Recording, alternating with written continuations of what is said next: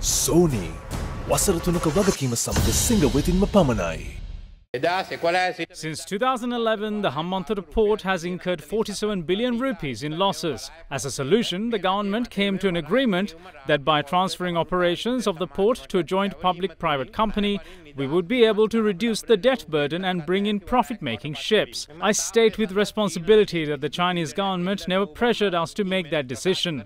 As clearly mentioned in the agreement with the China Merchant Company, the port will not be used for any military activities. The Chinese president accepted that stance. Our first discussions regarding the Mattala airport was held with a Chinese company. We didn't receive a favorable response from there, and that's why we are currently in discussion with India.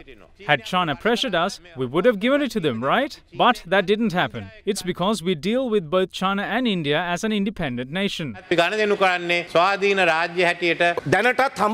Up until now, the Ports Authority has been repaying loans for the Hambantota port. Once that is fully paid, the Ports Authority will be making profits. Meanwhile, the loans for the Mattala airport has been paid by the Civil Aviation Authority, and that is a profit-making entity. The Treasury has not been burdened by these loans at all, so the argument you're making is wrong. All these money have been invested in our reserves. No matter who pays these loans, the money is with us. That's why our debt burden has been reduced. There were two parts to the New York Times article. I'm affected by only one part of it. I only made a statement about the part relevant to me. I thought the honourable parliamentarian was going to say something about the second part of the article, but he didn't. They are completely silent about that. Meanwhile, issuing a special statement in response to the controversial New York Times article, the spokesperson of the Chinese embassy in Sri Lanka emphasized that Chinese projects in Sri Lanka adhere to the golden rules of extensive consultation, joint contribution and shared benefits. The statement went on to say that both construction of the Hambantota port project as well as transferring of its operations were proposed by the Sri Lankan government to the Chinese side and agreed through rounds of friendly and equal commercial negotiations. He emphasized that the port security is entirely under the responsibility of the Sri Lankan government, while pointing out that port business is operated by Sino-Sri Lankan joint ventures and that port revenue is shared by both sides. The spokesperson went on to urge that allegation of Chinese taking advantage of the debt through hidden agenda and other attempts are simply untenable.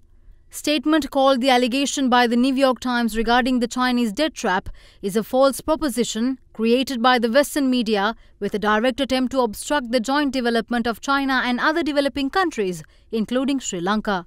Meanwhile, issuing a special statement for the first time today, the China Harbour Engineering Company also refuted allegation made against it by the New York Times article. The statement revealed that both Sri Lankan and Chinese governments invited the company to participate in the construction of the Hambantota port in 2007. The company went on to say that speculation by New York Times that China Harbour Engineering Company funded former president's 2015 presidential election campaign is completely inconsistent with facts.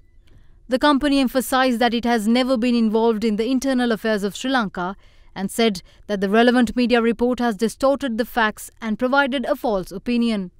Meanwhile, former President Mahinda Rajapaksa's media unit also issued a special statement today in response to the second article published by New York Times last Tuesday in response to the media briefing held by the joint opposition, which revealed the involvement of two Sri Lankan journalists in the original article.